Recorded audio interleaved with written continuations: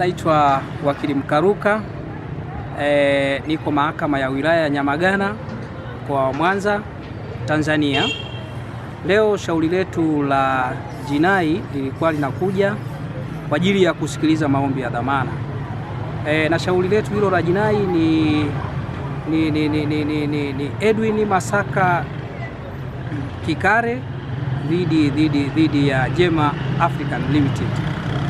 Shauri lilikuwa nakuja kwa ajili ya kusikiliza maombi ya dhamana, lakini pamoja na hayo tuna mkwamo wa mwenendo kutoka mahakama ya mwanzo Mkuyuni Nyamagana haujafika mpaka sasa, na toka hukumu ihukumiwe ni muda sasa wa mwezi, tunataka kumaliza mwezi bila kupata mwenendo.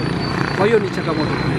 Mahakama itazame namna ambayo ni nzuri zaidi, kwamba katika hizi mahakama za mwanzo hukumu inapotoka basi pia na mwenendo uwe uko tayari. Hatua ambayo tumeichukua ili kuweza kupata mwenendo, tuliomba mahakama ya wilaya ambayo inasikiliza shauri hili ambayo liko mbele ya mahakama ya wilaya Nyamagana ili iweze kuitisha faili, na tayari tumeshapeleka hiyo nyaraka na nyaraka ishawafikia mahakama ya mwanzo.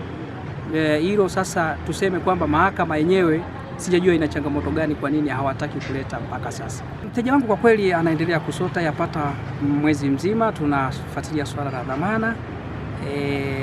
Ni kwamba tuiombe sasa mahakama, na kama wao wako katika macho haya ya kutoa haki, na tunaamini kabisa sehemu sahihi ni mahakama, basi hiyo mahakama ambayo ina changamoto ya mwenendo, basi waweze kuharakisha, wafanye haraka ili mteja wangu aweze kupata haki yake inayostahili.